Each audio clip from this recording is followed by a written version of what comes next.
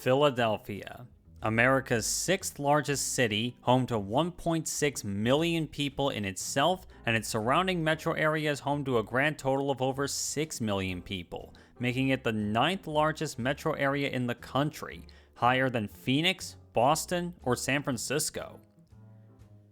The birthplace of American democracy, the city of brotherly love has seen its triumphs and struggles over the centuries, but has remained generally strong, with its historic industrial foundation still holding its own, while industries such as biotechnology and medical research, international trade, IT, and finance seeing the city regain a prominent role in U.S. industry in general, while allowing for opportunities for much more to come. In no small part, this has been enabled by the services of Philadelphia's substantial public transit system, with the subways, buses, trolleys, and regional rail services operated by the Southeastern Pennsylvania Transportation Authority, or SEPTA, carrying 750,000 passengers every single day. And of the many transit systems in the US, Philly has some of the strongest potential for transit growth, with increased frequencies of services and strategic expansions of some services having the potential to supercharge what already exists into a system that the transit heavy hitters of the continent like New York, San Francisco, DC, Toronto, Mexico City, or Chicago can draw comparisons with, or even surpass them. But none of that matters for the present, as the system is fighting for its own survival. SEPTA is currently facing the worst budget crisis it has seen in years, and one of the worst for a major transit system in recent memory. It threatens to close numerous bus routes, nearly half of its sprawling and effective regional rail network, and close down the subways after 9 p.m. No, that's not a joke. Given how many people and industries are reliant upon SEPTA to provide a car-free alternative for travel in the region, it's utterly appalling to think that this is even a possibility for a city like Philadelphia, something that will inevitably hurt the city and by extension, the state of Pennsylvania at large, given that Philly and its metro area accounts for nearly half of the state's entire economy. But it is what's possible, and it's not alone either. And as we contemplate what to do to stand up for Philly's transit, let's get a grasp on this problem and how the current funding impasse can be resolved and what can be done to finally end one of the longest and most infuriating games of funding hot potato in the transportation sphere.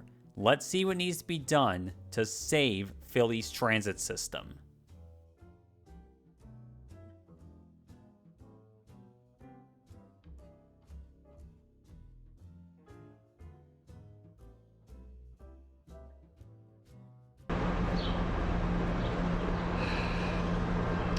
So, how bad is the situation we're talking about here? Well, if I'm honest, it's pretty bad.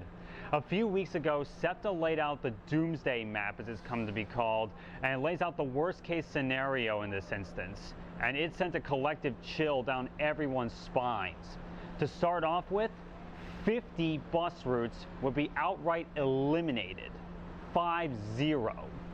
And an equal amount of them would have frequency cuts at about the same time that transit agencies across the country have collectively realized that increasing frequency is one of the keys to getting people back on public transit again.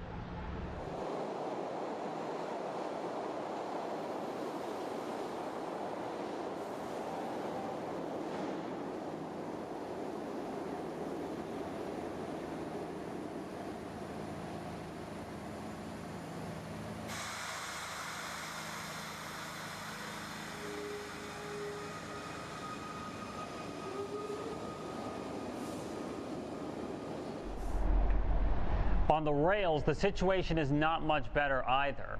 Of the 3 main metro services that SEPTA runs, the Market Frankfurt L, the Broad Street Line subway, and the Norristown High-Speed Line, all services would end on those routes at 9 p.m. I'm not kidding, 9 p.m. Even if there's a big sporting event going on in town, or you need to work a night shift, which plenty of people do.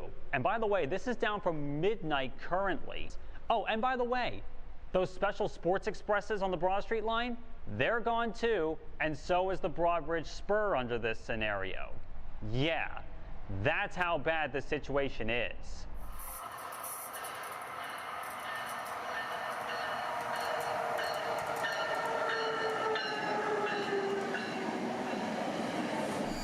And then there's the effects that this would all have on the regional rail network. And frankly, it's utterly gut-wrenching to consider. Of the 13 regional rail lines that SEPTA operates, 5 of them would be slated for outright closure under this scenario, including, of all lines, the busiest line on the entire network, the Paoli-Thorndale line. Yes, it's seriously threatened, since even though it is the busiest line on the network, the big problem here is that SEPTA doesn't own this line. Instead, it's owned by Amtrak, who owns it outright as the Keystone Corridor between Philadelphia and Harrisburg. And the problem stems from the fact that Amtrak charges SEPTA fees to run trains on their lines and also charges them fees to draw power from the overhead wires to power the trains. And that's a scenario that also holds true with the 4 other lines that are slated for closure under this scenario. The Trenton line, the Wilmington-Newark line, the tiny Kinwood line, and the Chestnut Hill West line.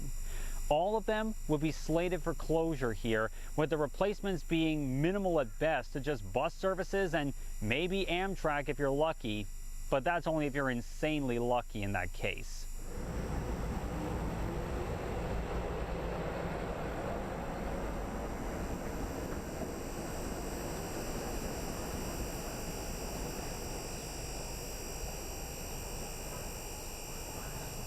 And don't think for a second that the rest of the network is going to get off scot-free in this scenario. It won't. The worst case scenario would see the rest of the regional rail network have an overall service cut on their routes by about 20%. That may not sound like much at first glance, but it means that you'd be getting a train once every 2 hours on some routes, on a regional rail system serving one of the biggest cities in the country. Simply unusable. It would be useless. And it's all the more ridiculous when you consider that there are thousands of people that live in the Philadelphia region that literally build their lives around a transit service. They build their lives around this stuff. They actually choose where they live based on whether it has a good rail service or a good transit service or not. If that were to go away, it would be sheer chaos for the region, equivalent of what closing down something like I-95 would be, except probably worse. This would be ridiculous, and it would make Philadelphia and the state of Pennsylvania as a whole less attractive for business as well, and it makes people not want to invest in the state and the region exactly when it needs it the most.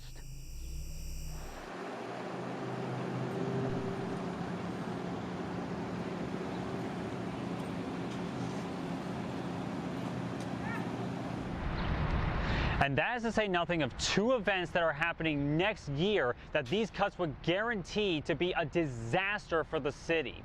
The World Cup and the 250th anniversary celebrations, both of which are going to see tens to hundreds of thousands of tourists arrive to the city for these events. And a lot of them, in the case of the former, are going to be coming from places where public transit is genuinely good and actually useful for big events like these. And big events are an area where public transit tends to excel anyway, and these cuts would ensure that it would be incapable of handling it. If you want a surefire way to destroy Philadelphia and Pennsylvania's reputation on a global stage, well, there you go.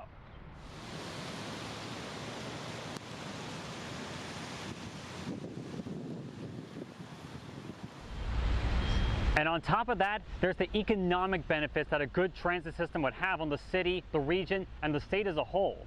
A lot of research has been made on the topic, and in general, for every dollar spent on public transit, the city and the state get $5 back in terms of more tax revenue from business spurred by the use of the transit system.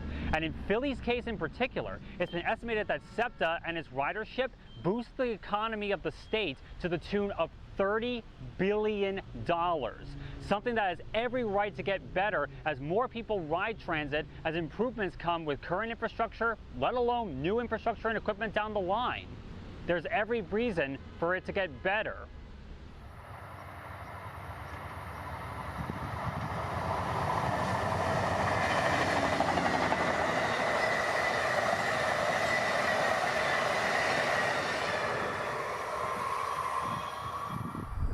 And that economic activity generated allows for greater opportunities beyond Philadelphia and its suburban counties. The economic gains from a good transit system allows for opportunities for people in rural places too, like out here in Lancaster County, for example. For the farmers who call this area home, economic gains in Philadelphia spurred by public transit use allows for more market opportunities for the farmers and allows for more revenue going back to the state to fund vital farming subsidies to keep these operations going and the state sustainable in terms of its produce. And that's to say nothing of the gains that these people would get out here from having good car-free public transit themselves, most notably the Amish community, who, for religious reasons, never drive.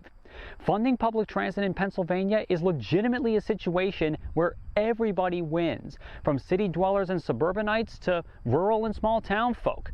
And it makes it all the more infuriating that this is even a possibility. And it's not just the city dwellers and suburbanites who should be mad. These people should be mad about it too. But sadly, Philadelphia is far from alone, because all the way across the state in Pittsburgh, they're also having a similar crisis with their transit agency, Pittsburgh Regional Transit, or PRT. The cutbacks that have been proposed there, such as deletions of several bus routes, the scaling back of paratransit, and even getting rid of the red line of their light rail network, all while jacking up fares, would have just as deleterious effect to the Steel City as it would here. And sadly, Philadelphia and Pittsburgh are far from alone as well. Other transit agencies across the country, like DART and Dallas-Fort Worth, and even the massive CTA in Chicago, have been facing similar crises that SEPTA has been facing. And other systems have had these problems too, but thankfully have found solutions, like BART in the San Francisco Bay Area and WMATA in Washington, D.C. So, what is this crisis, you may ask? Well, it can be all be summed up by a cute little name it's been given: the Fiscal Cliff. To adequately describe what the fiscal cliff is, we have to look back to the long ago time of 2020. In that year, a certain disease was making its presence felt worldwide, and the result was a borderline shutdown of the economy as we knew it. In the middle of this time, where we were mostly stuck in our rooms, working from home, and bored out of our wits, the economy was falling through the floor. And one of the areas of America's public infrastructure that was destined to be effective was the public transport systems. In amongst the $6 trillion that would ultimately be dispersed for economic stimulus, billions of dollars of that would go towards transit agencies across the country for them to retain function as essential services, while normal funding streams and fare revenues were obviously curtailed. This stimulus money not only got the transit agencies through the worst times of the pandemic, but it kept them relatively stable for the last few years, during which time agencies have had time to regain ridership, respond to the new paradigms of transportation, and secure long-term funding viability, since obviously there would be no other round of federal stimulus forthcoming for them. And before anyone says anything, the Infrastructure Investment and Jobs Act, the big infrastructure law in 2021 from the feds, is not for transit funding at all. That was a law for rebuilding infrastructure, with its only relation to transit being providing funding for physical infrastructure construction or purchasing new vehicles, not the cost of paying the operators and maintaining the vehicles. Therefore, it's predominantly up to state and local governments to provide the funding to keep the transit systems functional and expanding. So far, it's been a mixed bag of successes and struggles in terms of securing funding for each agency, but Philadelphia's and Pittsburgh's is currently undecided. The city of Philadelphia itself, fully cognizant of the problems, has committed more funding than it ever has before of its own budget to keep the city's network in particular afloat. But in the current way the system is funded and the responsibilities of the agency, that is nowhere near enough. And as is the case with funding for every transit network in the country, especially one on the scale and responsibility that SEPTA runs, the state government is one of the main sources of funding. And as it stands, the current funding gap for the operating budget of SEPTA is $240 million, largely because of one thing in particular. Back in 2013, after a similar budget crisis at SEPTA, public transit got a reprieve with the passage of Pennsylvania Act 89, which directed funding from the Pennsylvania Turnpike Commission obtained through vehicle registration fees to pay for many aspects of transportation in the state, from bridge and road repairs to funding public transit agencies, to the tune of $450 million a year for all transit agencies in the state, from the major ones like SEPTA and the PRT, to smaller ones like Red Rose Transit in Lancaster County and Colts Bus in Lackawanna County. However, after a renewal vote on this funding failed to pass the state Senate 10 years later, that figure was set to drop from $450 million to only $50 million for the entire state. Needless to say, this is why there is such a fear going around, as losing so much funding makes running a lot of services unsustainable.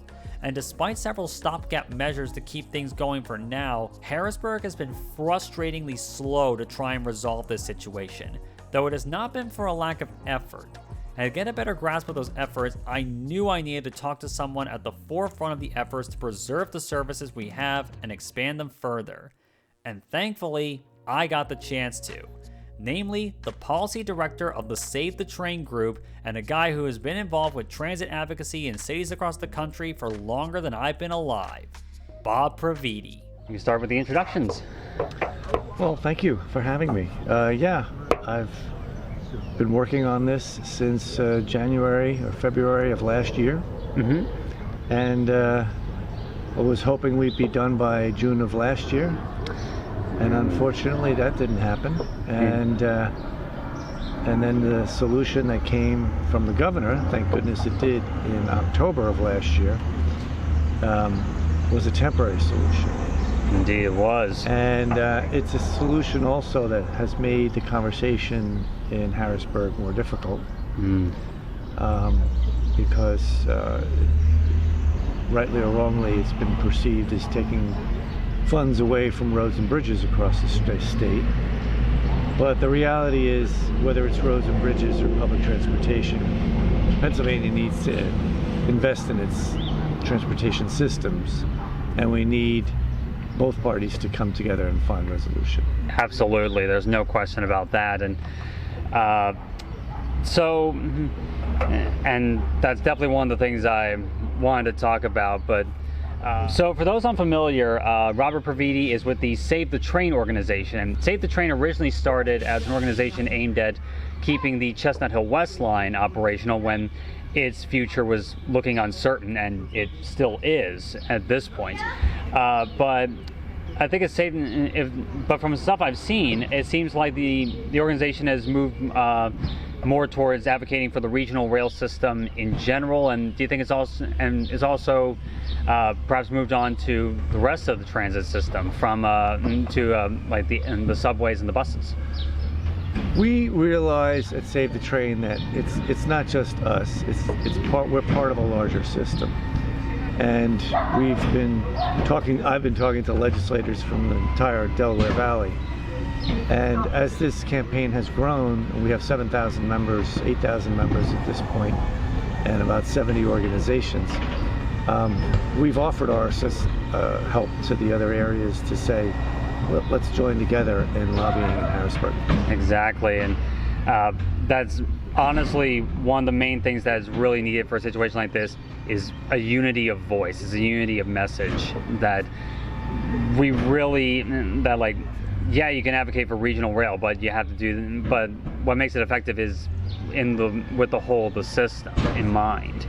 So the situation that we're in with SEPTA right now, at a cursory glance of it, it kind of reminds me of the situation back in 2013 when, again, the regional rail, the Norristown high-speed line, and a bunch of other services were threatened with cutbacks because the legislature didn't want to allocate funding, particularly for capital investment, because there was a lot of stuff that needed to be fixed back then, and still is now. Right.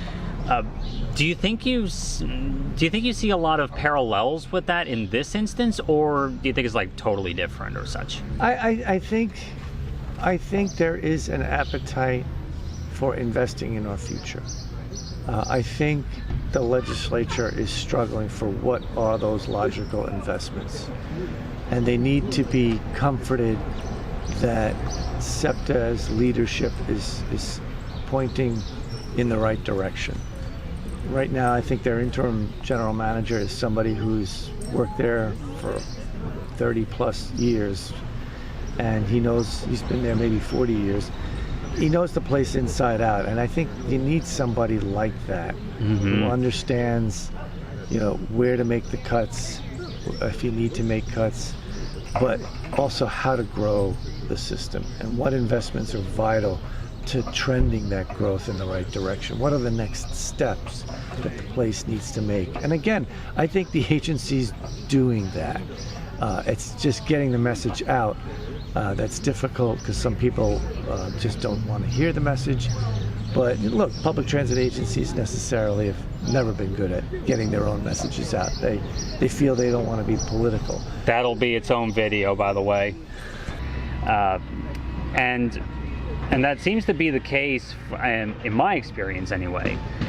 That's what's been happening throughout this whole ordeal, is that sure, people may advocate for different overall goals in mind, but the main thing is SEPTA needs to be saved. SEPTA needs help.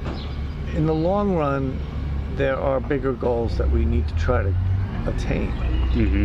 But you can't even begin to think about those if you don't have a baseline system in place. Absolutely. And we're at a pivotal point. The agency used to move 1 million people a day, but since COVID has changed people's work habits, it's moving 800,000 people a day.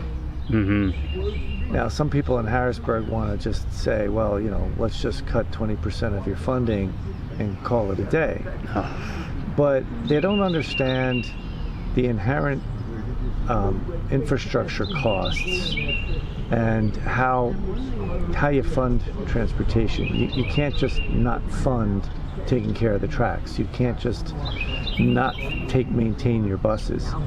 And so this next round of cuts, SEPTA has projected they could lose up to 300,000 daily riders. Oh, God. And that's as much as the city of Pittsburgh. And so what we're trying to tell our Republican friends in Harrisburg is that, well, if we lose that much and we drop down to 500,000 riders a day, those people are just not going to disappear. They're going to end up on our roads and bridges and highways, further congesting them, further creating more wear and tear. That's going to cause an increase in the highways, roads, and bridges budget. Yeah, exactly. So no matter what way you slice this, people need transportation.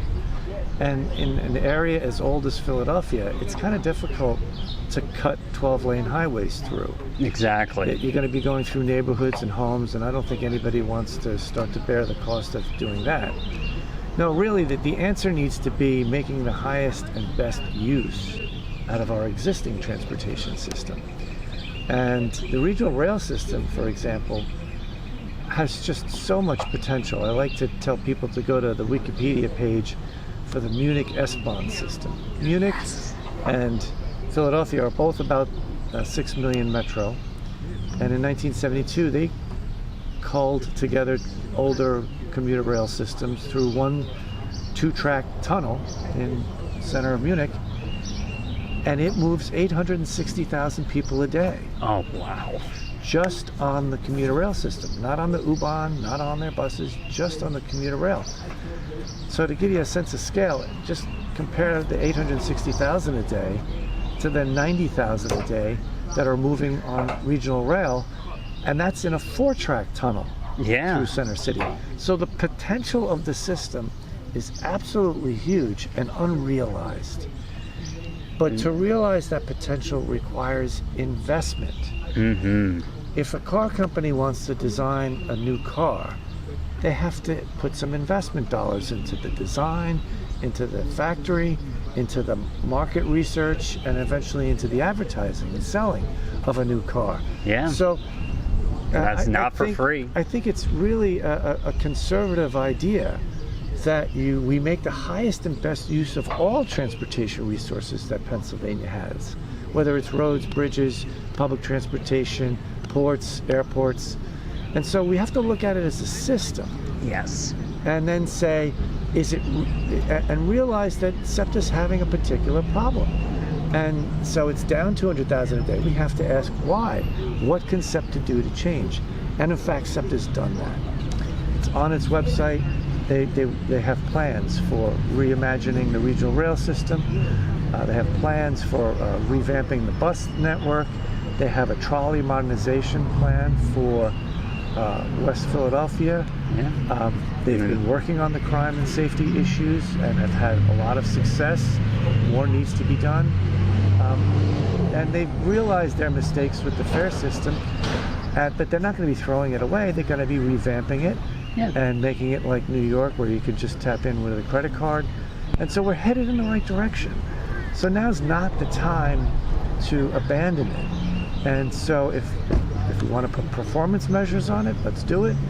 But we need to invest in the system now to ensure its future and help our economy as a whole. Absolutely. And I basically took a lot of the words right out of my mouth, really, for a lot of the stuff I've been saying about SEPTA in general. Is this is the time to seriously invest in SEPTA, not shrink the system, not almost kill it off in a lot of ways. And when you look at the public reaction to this whole situation, it really seems that there's been strong turnout and strong support for SEPTA from the Delaware Valley, from the regional perspective, not just Philadelphia, but also the surrounding counties. I was at the rally at City Hall a few weeks back, and I actually saw some signs for Save the Train there while I was there at the podium, behind the podium. But do you think that you would share the thought that the public support has been as strong as it needs to be for the situation, or do you think that that things? I mean, of course, things can always be pushed up a higher gear, as it were.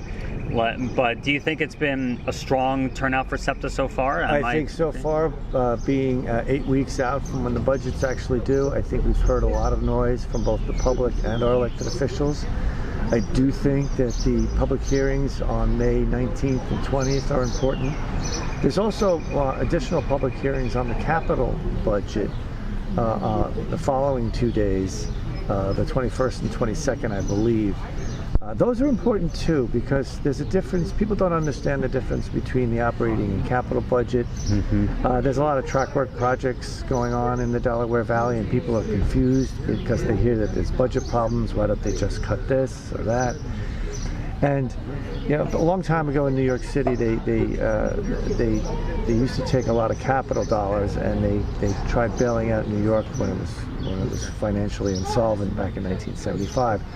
Laws have since been created to make sure that funds allocated for capital spending don't get spent on the operating budget. That if you're going to balance your budget, it's your operating budget that you got to balance on a regular basis, and you can't be borrowing money, so to speak, from funds allocated for capital budgets. So those public hearings are important too. And those are the ones that speak to buying new rail cars, buying the cars for the trolley modernization on the west side and the station upgrades that they need for West Philadelphia, and new buses.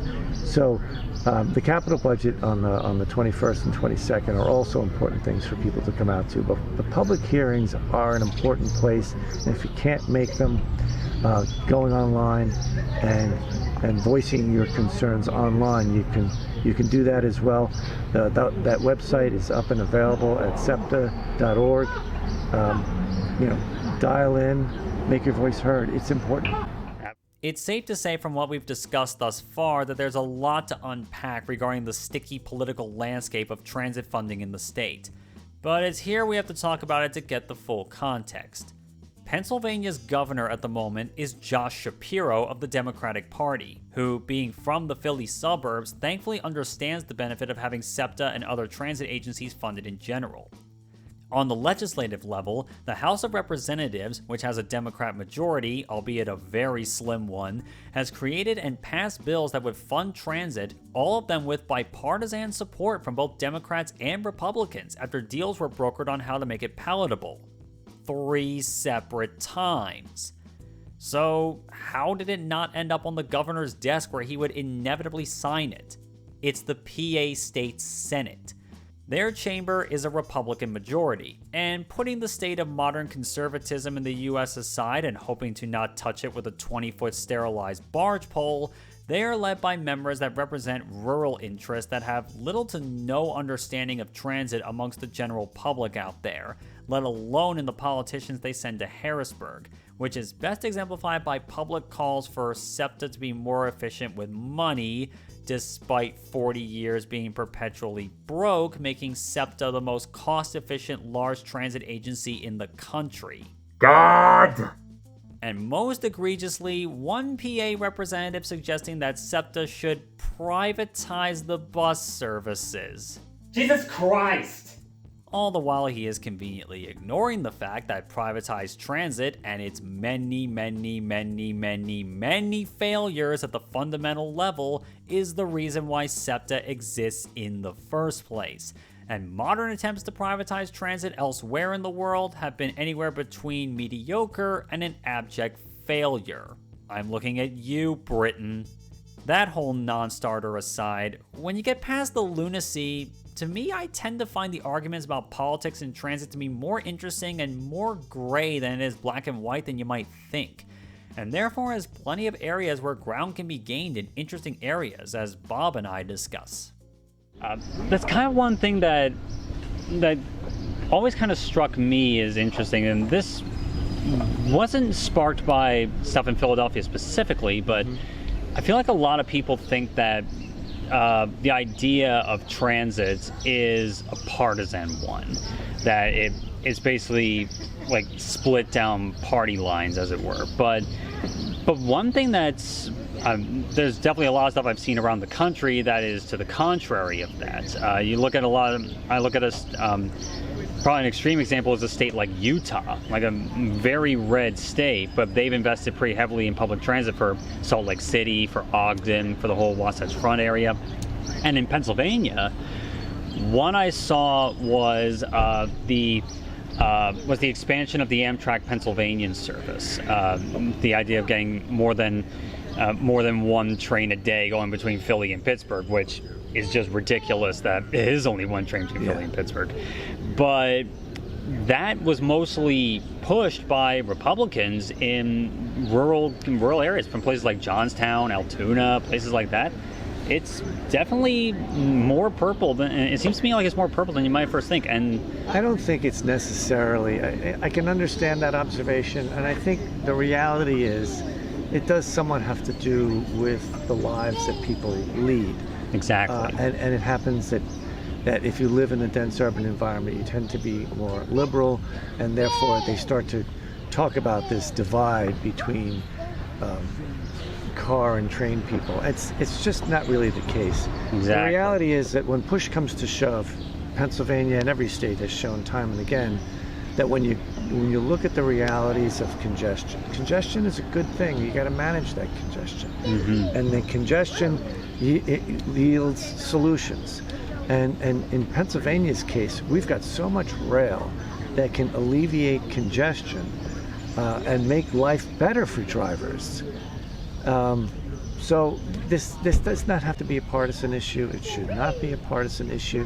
It is actually, in many ways, it could be considered a conservative one. I would agree. By suggesting that you're making the highest and best use of the existing rail infrastructure that's here. The former Reading and Pennsylvania railroads left a vestige of connections weaving their way through the state that we could easily enlighten again and take advantage of.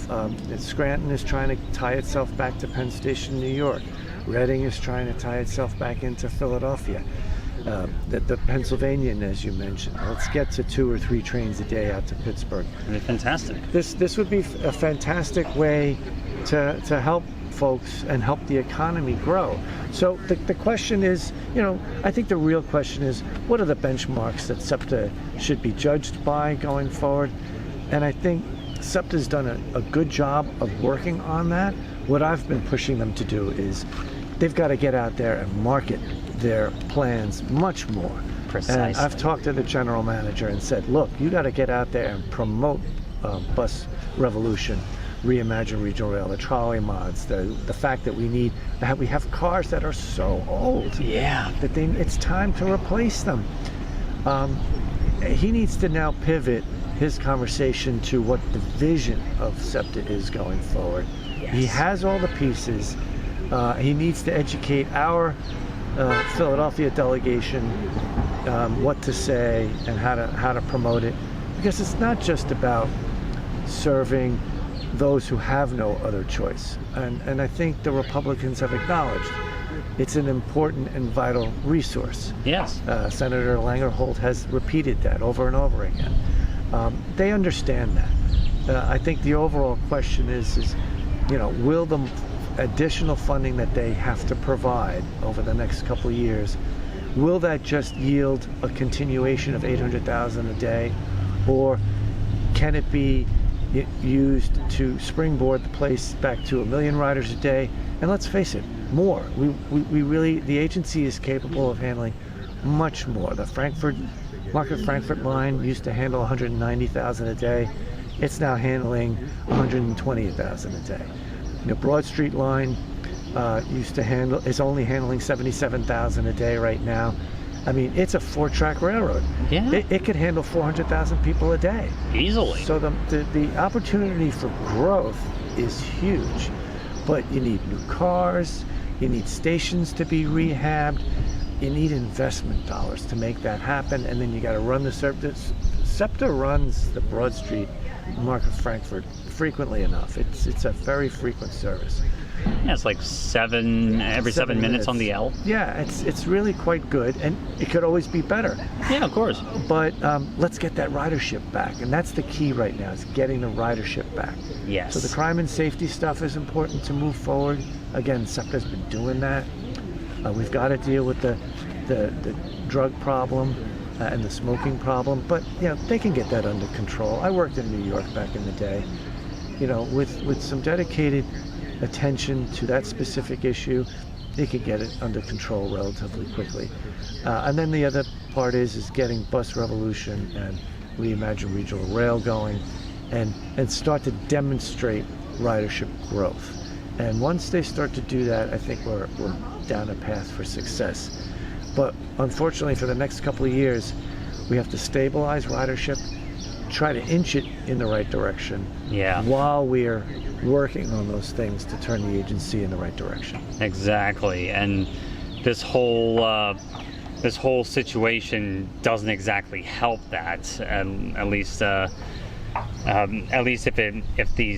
if the cuts do go through, which we obviously hope they don't. They cannot go through. They cannot. These cuts cannot go through.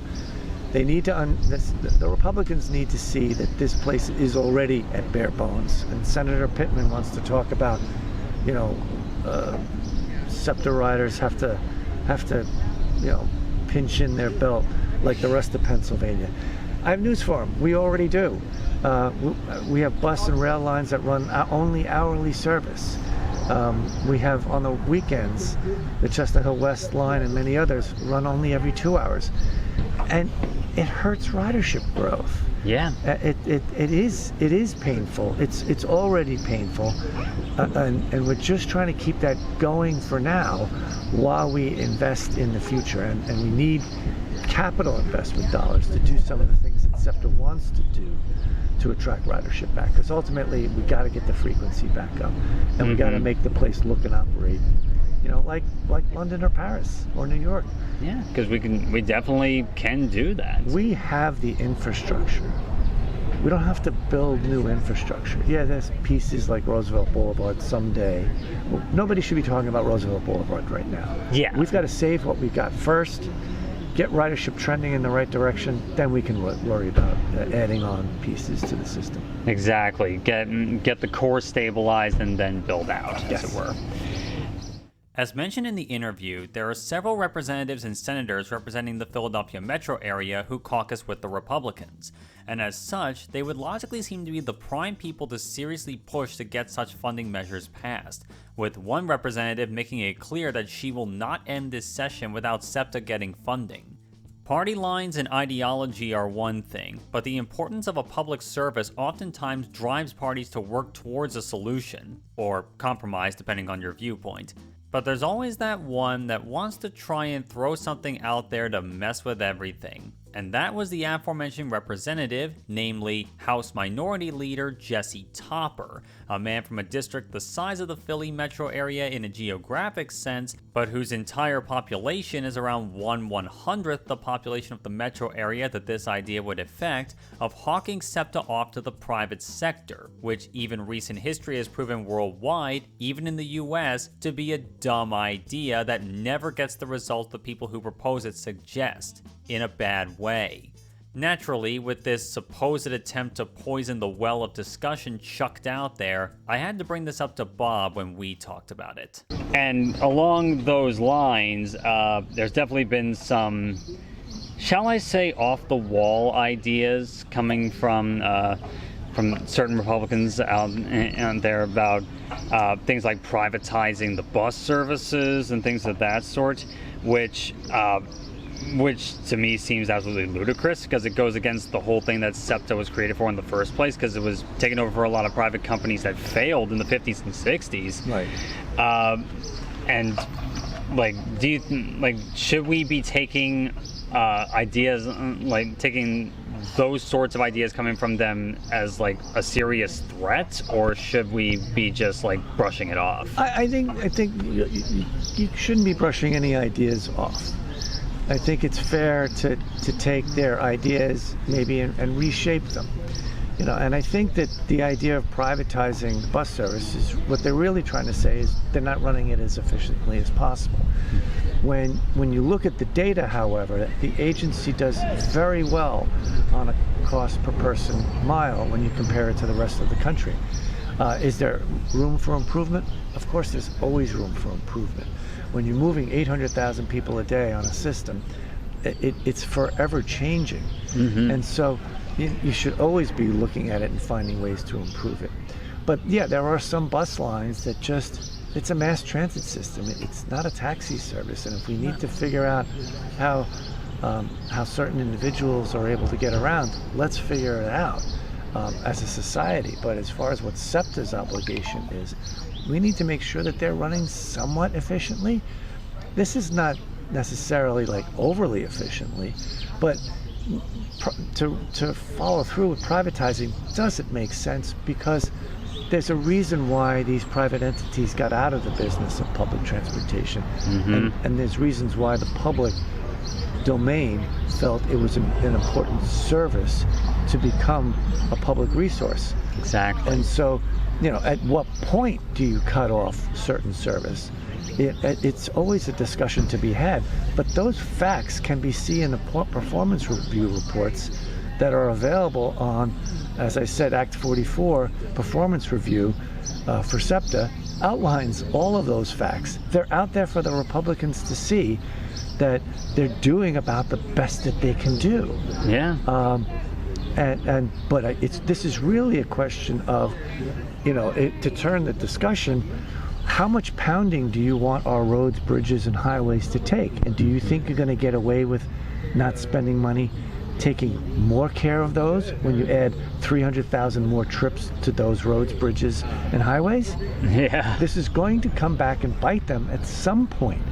Look, manage a place better? Yes. Let's decide what the metrics are for success over the next 5 to 10 years? Yes. I think SEPTA would invite that. Mm-hmm. But not fund them right now in their time of need in this post-COVID world, it would be a huge mistake that in the long run, Pennsylvania would pay for. Yep. So, yeah, dumb idea, and an unimaginative one at that. The phrase that comes to mind for me would be, we've tried nothing and we're all out of ideas. Plus, this guy is the House Minority Leader, so while it may attract the attention of some reps, the governor would kill the idea if the House didn't kill it first. which it will, pretty much guaranteed. Even the Republicans from the Philly area would kill it. Plus, it's the Senate that's the really big hang-up in this scenario. So allow us to discuss the actual important question of how can the funding be allocated. Well, in each of the 3 previous bills that were passed in the House, the rhetoric seemed to revolve around the need for a sustainable funding solution, which, definitely good, but reaching that funding solution that is palatable in the current state of affairs is the trick of it. After all, nobody likes tax raises. Thankfully, that seems to be the area that nobody is touching, at least not personal taxes. Therefore, it's the question mark of where can we get the money from. For the most promising example, that came from using money obtained from gambling taxes to fund transit, which seemed to be all but secured originally, but the state Senate still wouldn't take it up and it was scuppered too. But regardless of the source, the simple fact of the matter stands that it's not a matter of the state not having money, since Pennsylvania has been running budget surpluses for the last few years, and there are a few avenues that can be taken because of that. And that's not even considering the ideas that likely won't be taken in this go-around to fund it, but could be in the future and is worth talking about, such as changing laws that would allow county governments to use local taxes to help fund transit, which so far they are legally barred from doing. Yes, really. And then perhaps the elephant in the room when it comes to these ideas, especially with its recent success elsewhere: congestion pricing. But regardless of what the funding source may be, there's a lot of ideas out there. So I wanted to see what Bob thought would be the best idea going forward. But yeah, it's kind of become a tale as old as time related to SEPTA for decades at this point, that the critical need seems to be a dedicated funding mechanism for the agency. Like there's some way for them to have a revenue stream to run their services that's relatively free of meddling, of having to go back to the bargaining table politically and just constantly fight over money for years and years and years. So you can get that measure of stability. And I'm sure it's been discussed amongst your group and a bunch of other activist groups, but do you think you've seen any ideas that would hold a lot of promise in that sense to get out of this? I think that the ideas for the capital budget that Representative Ben Waxman and Joe Hohenstein have promoted, I think are ideas that are starting to get some consideration. They haven't made a move yet, but usually it takes a few sessions to get through. But I think if we get through this current budget discussion, it's going to start being taken more seriously. And I think as transit advocates, one of the things that we can do is maybe start to relate the issue more in the sense of corridors. Mm-hmm. Let's talk about the I-95 and Trenton Line corridor. Let's talk about the Norristown Line and Main Line Schuylkill corridor. Mm-hmm. And I think if we started to refer to them in that way, maybe in the future, depending on how New York goes, maybe the idea that we start to congest, that we start to toll the roadways during congested periods for the purpose of investing in better rail service, yes, so that we decongest those roads during those periods. We need to have an honest conversation about how are we going to solve the congestion problems. And when you interview people, they always say, well, if there was a better choice, they would use it. Sure, the carpenter who needs his toolbox and the material in his van is not going to be somebody who's going to be taking SEPTA. But he's sure going to appreciate it if the road getting him to his next job is not choked up with traffic that is only going from point A to point B and needing nothing more than their briefcase or their purse to get where they're going. Yeah. And if they had a viable option, they would take it. Exactly. So we're not giving them that option. That's what you see when you go to Europe. And in part because, it's old and they can't build the highways. So necessity made it so that those cities are naturally more conducive to public transportation. they love their cars as much as Americans do. Oh, absolutely. They have just as high car ownership. They just don't drive them to and from work as much as we do. We're pounding our own car, using our own insurance, when why not reduce that cost and wear and tear on my own vehicle and chip in and work together, and let's have a viable public transit alternative. We got to get away from this car versus public transportation war. This is not a war. It's common sense. It's how do we use it, make the highest and best use of resources that we have. Yeah, it's a symbiotic relationship when you really get down to it, and like without the public transit, the cars suffer. Yes. Yeah, like everyone suffers. The cars suffer if public transit sucks. Yes. Really. While it's safe to say that some of these ideas will not be pursued in the short term, since a bill that would have enabled county governments to pay for such services hasn't gotten out of committee, let alone come up for a vote. And the idea of congestion pricing, while having recently proven effective in New York, is both so recent to development that it hasn't been brought to the table in either city or state governments, and is still a contentious matter. There are still ways of getting the funding secured to at least preserve the current services and pursue underway and needed capital improvement projects for the system, such as the replacement of the 50-year-old Silverliner 4 trains on the regional rail, the trolley modernization project, updates to the subway network and stations, new buses, state of good repair projects on the network generally, and improving accessibility at stations on the subways and regional rail. And perhaps one of the most important in the very short term, new fare gates to curb the problem of fare evasion, which has been estimated to cost SEPTA on the order of $30 to $40 million a year. And I can personally confirm that it happens all the time with their current system. Investing transit now saves money for the future and grows money later. So it still makes it all the more frustrating that this worst case scenario is even a possibility. So it's only natural in this situation to feel despondent, hopeless even. And it seems quite a different video for me to make, since I want to be a positive channel, and that's where I provide the good things I've seen in this whole ordeal. The biggest one I've seen is that the people are not taking this lying down. I've been to several rallies, and I even had the opportunity to testify at SEPTA's budget hearings the other day. And each time, even at times that would be inconvenient for most people to attend, you still got a healthy turnout every time. Young and old, rich and poor, they were coming out to support the transit system that they rely on every day and prevent this catastrophe from playing out in real time. But it's going to be here in Harrisburg that the true battle will be and is being fought. And while there are plenty of people who support SEPTA and transit in Pennsylvania at large, they need to help push the issue on those who are holding the agency back.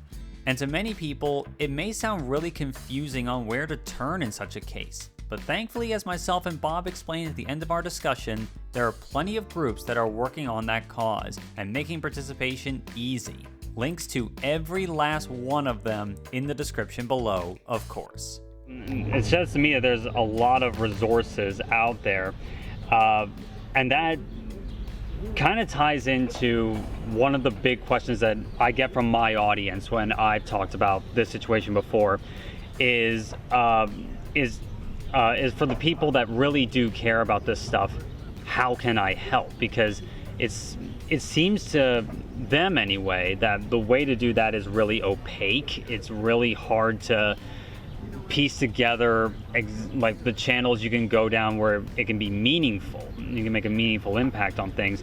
But as you've demonstrated, there's a lot of ways that you can make your voice heard in a productive way. Absolutely. I think number one, get yourself informed.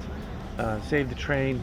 SaveTheTrain.org, and sign up for our alerts. We try not to alert too often, but we try to, make meaningful announcements. We probably will have an announcement, once a week from now until the end of June about updates on the budget and who we feel you should be contacting. And that includes the SEPTA website as for the public hearings. It includes your local elected officials. It also includes the governor's office and the senior leadership in the Senate Republican side. You can also reach out to the 3 Republicans in the Southeast who are in Harrisburg.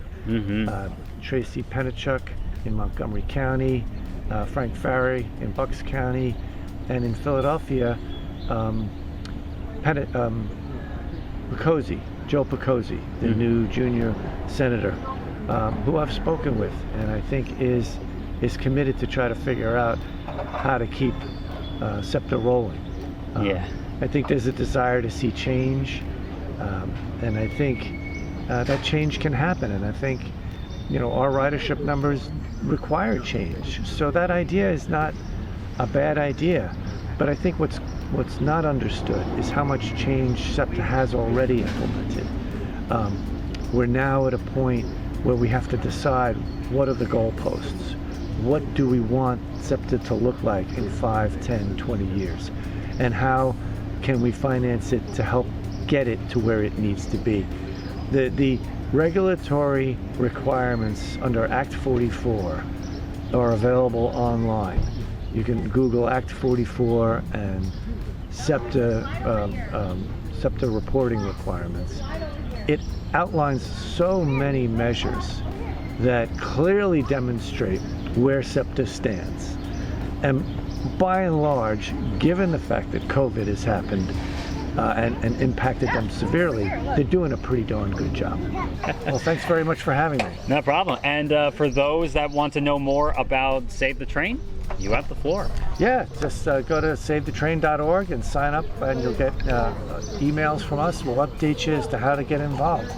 And I encourage people to get involved in any way, shape, or form that you can, even if it's just handing out materials at your train station. You'll be able to download some information that you could Xerox a copy on your own and hand it out on your train. Every little bit helps. We just want to tell our friends, neighbors, fellow riders to get engaged, get involved. Don't just sit there and let this happen. We need to use our political system to push to get what we need done. Exactly. And do you think, and I know there's a lot of other groups out there that have been involved in this struggle too. Transit Forward PA is another group that's located throughout the state. Yep. And I would encourage. Let's not forget, Pittsburgh's having the same problem, folks. Pittsburgh has groups, so there's a lot of people out there. Get in touch with your local elected officials. Get in touch with the governor. Stay engaged. Exactly, and I think that's the best thing that can be said. Stay engaged, because there's a lot of people that already are. We can win this. Yep. We can get this done. And at the end of the day, that's what's really needed to resolve this funding crisis. It's you. It will be through political pressure that this funding crisis will be resolved with any sort of satisfaction. And that pressure will come from me and from you out there. There are a lot of us, and we in our own ways can apply enough pressure to break this deadlock and get this crisis resolved. Those obstructing it will not withstand it. They cannot withstand this pressure.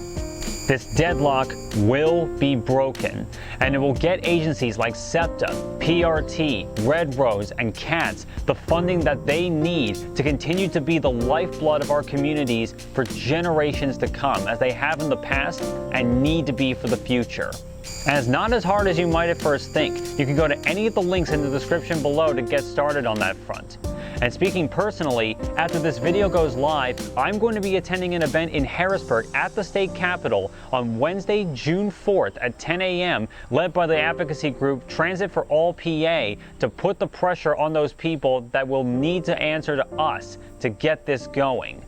The politicians answer to us whether they like it or not. And everyone from the cities to the suburbs to the country need to make them answer for this. Because at the end of the day, transit in and of itself is not seen as a partisan issue as much. It's not really controversial in the realm of modern politics. It's broadly considered to be important to both preserve and expand on both sides of the aisle. And its expansion is something that people actively clamor for. And I have my own ideas on how we can do that for the latter, but that can be for another time for sure. In the here and now though, up until the budget deadline on June 30th, let's get out there and let's get transit funded for all of Pennsylvania, for all of us, for the future and present of the Keystone State, and for that needed future of how we get around.